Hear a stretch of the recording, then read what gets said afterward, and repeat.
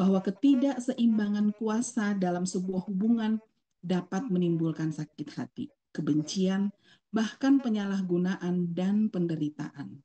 Tuhan menciptakan Hawa untuk menjadi pendamping sekaligus setara bagi Adam. Kemarin kita sudah mendengarkan bagaimana Tuhan sudah menyiapkan dunia ini, bumi ini untuk didiami, dan dia melihat bagaimana indahnya, dan dia melihat semuanya sempurna, sehingga pada akhirnya dia menciptakan manusia untuk mengatur segala sesuatu yang ada di bumi. Begitu Tuhan sangat berhati-hati, bukan sangat berhati-hati ya, dia adalah sosok yang sempurna untuk membuat segala sesuatu. Segala sesuatu itu terencana dengan baik, sehingga kalau kita lihat step by step mulai dari pelajaran pertama, bagaimana Tuhan membentuknya dari awal hingga sampai mengisinya tertata dengan rapi. Ketika dosa masuk ke dunia, pekerjaan laki-laki untuk mengusahakan tanah menjadi jauh lebih berat, dan pekerjaan perempuan dalam melahirkan menjadi lebih menyakitkan. Dalam pelayanannya, Yesus memperhatikan para perempuan yang adalah janda, orang asing, atau orang yang berada dalam hubungan yang rumit. Ia mengangkat mereka dengan menyembuhkan, mengampuni, memulihkan, dan melayani mereka. Paulus mengajarkan suami dan istri untuk saling tunduk satu sama lain, terdapat dalam Efesus 5 ayat 21. Dalam surat-suratnya, Paulus menjelaskan cara menunjukkan perhatian, khususnya dalam Roma 12 ayat 9 sampai 18. Tuhan mengkehendaki pernikahan menjadi tempat yang saling menguatkan, penuh belas kasih, dukungan, dan sukacita, seperti yang sudah dirancangkan semula. Jadi, pada awal pernikahan yang terjadi di Taman Eden, Tuhan menciptakan Adam dan Hawa. Pertama kali tujuan itu adalah dirancangkan untuk menghendaki pernikahan menjadi tempat kasih yang saling menguatkan dan penuh belas kasih. Itulah rencana pernikahan yang semula. Hati Tuhan dipenuhi kasih yang penuh sukacita. Saat ia memandang langit biru dan air yang berkilau, ia melihat ribuan bunga yang di padang rumput dan ratusan pohon yang memberi teduh.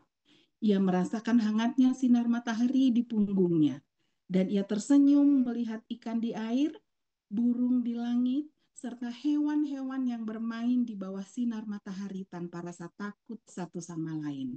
Indah sekali kalau kita ada di sana ya, suatu taman yang sepertinya hanya ada di negeri dongeng. Seekor singa dengan lembut menjilati anak domba, seekor tupai berlari di punggung gajah, kupu-kupu menari di antara bunga-bunga, dan monyet memetik buah dari pohon. Taman itu menjadi rumah yang sempurna bagi anak-anak yang baru. Tuhan berjongkok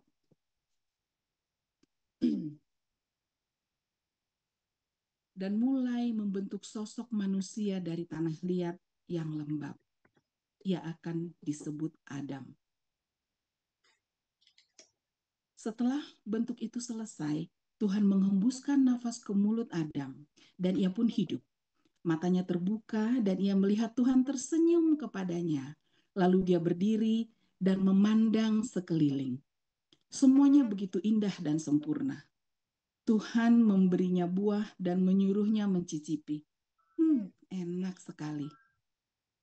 Setelah itu mereka berjalan bersama.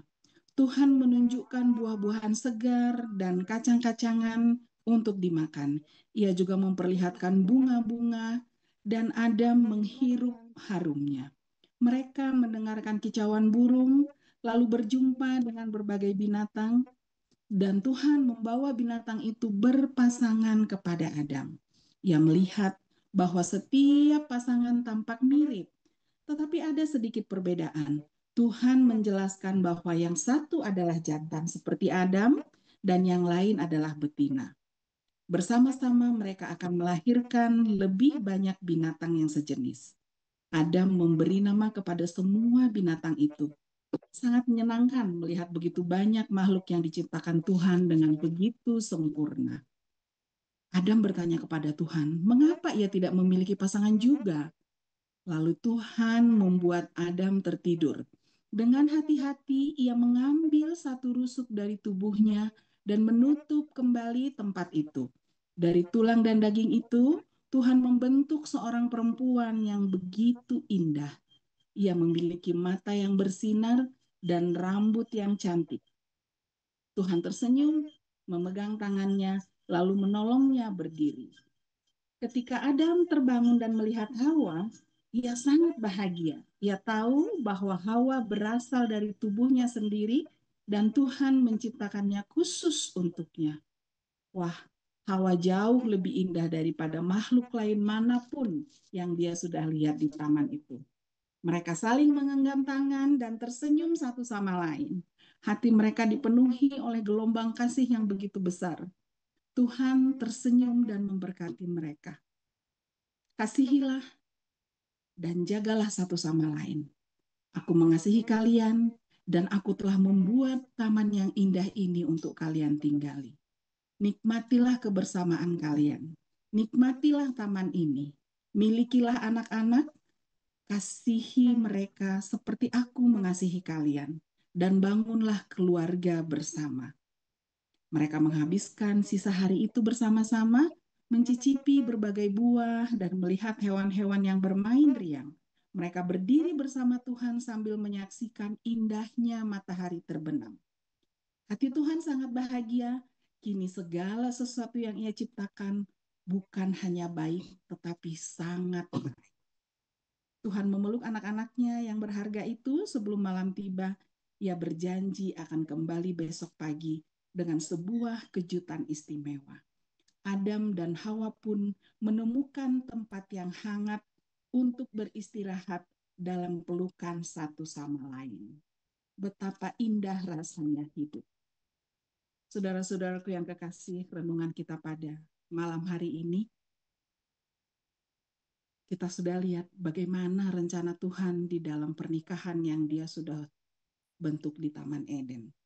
Di dalam ayat hafalannya tadi bahwa tidak baik kalau manusia itu seorang diri saja. Makanya Tuhan berkata, aku akan menjadikan penolong baginya yang sepadan baginya. Bagaimana Tuhan sudah memberi Adam seorang penolong yaitu Hawa. Tetapi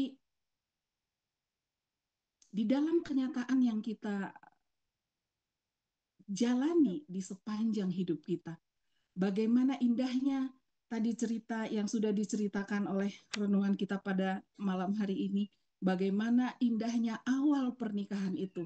Penuh kasih dan sayang. Dapat menikmati Taman Eden yang sudah disiapkan oleh Tuhan untuk anak-anaknya. Tetapi setan tidak suka dengan hal itu. Dengan segala cara dia merusak. Dia tidak mau apa yang sudah direncanakan baik oleh Tuhan dapat berjalan dengan baik. Kita tahu dalam cerita selanjutnya bagaimana setan menggoda Hawa dan bagaimana akhirnya dikatakan bahwa seorang laki-laki untuk mengusahakan tanah akan jauh lebih berat dan pekerjaan perempuan dalam melahirkan menjadi lebih menyakitkan. Pada awalnya bukan itu rancangan Tuhan. Rancangan Tuhan adalah anak-anaknya hidup di Taman Eden dan berbahagia dapat menikmati makanan yang sehat, kacang-kacangan, binatang yang saling mengasihi satu sama lain, tetapi akibat dari segala sesuatunya, manusia akan mengusahakan kehidupannya, melanjutkan kehidupannya jauh lebih berat. Di dalam slide terakhir, apa yang membuat sebuah pernikahan penuh kasih dan tetap kuat? Ini adalah satu pertanyaan yang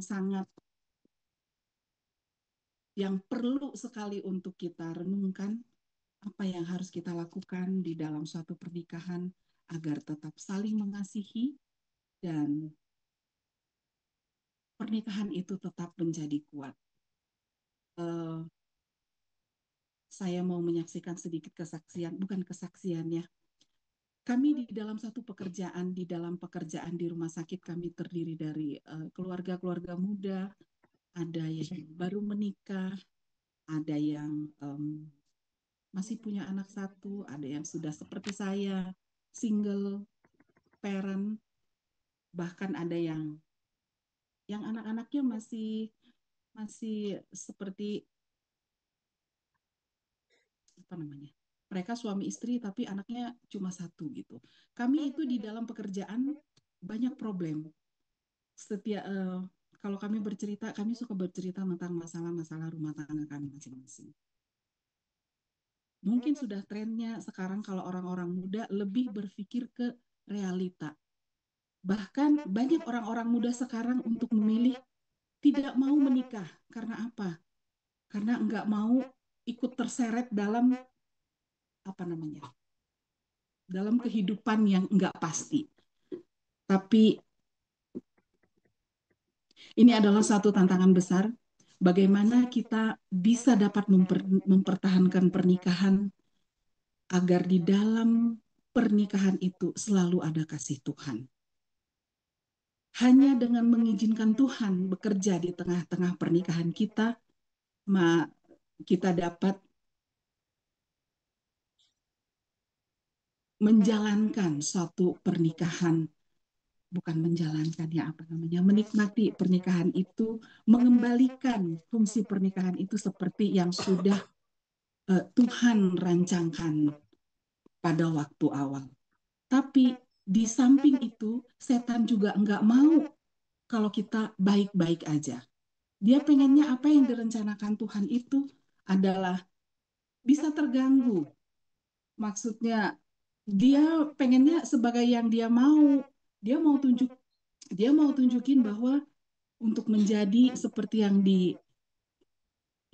direncanakan oleh Tuhan itu adalah sesuatu yang tidak mungkin. Di dalam Alkitab kita sudah lihat bagaimana setan menggoda Hawa sehingga kita merasakan akibatnya sampai pada saat ini.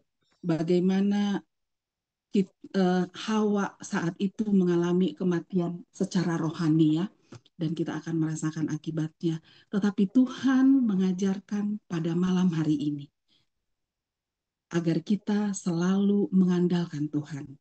Mari kita mengizinkan Tuhan bekerja di tengah-tengah pernikahan kita. Marilah kita menjadi dua orang yang suka saling mengampuni, suka saling mengalah, suka menerima kekurangan pasangan kita. Gantinya kita menyombongkan diri atau meng mementingkan keegoisan kita satu sama lain antara laki-laki dan perempuan di dalam pernikahan. Marilah kita saling merendahkan hati kita kepada Tuhan. Di dalam kerendahan hati kita kepada Tuhan, kita akan menemukan kedamaian. Semoga pernikahan yang kita sudah jalani itu dapat mengembalikan pernikahan seperti yang sudah dirancangkan oleh Tuhan pada pernikahan mula-mula pada saat waktu di Taman Eden. Demikianlah renungan yang bisa saya bawakan pada malam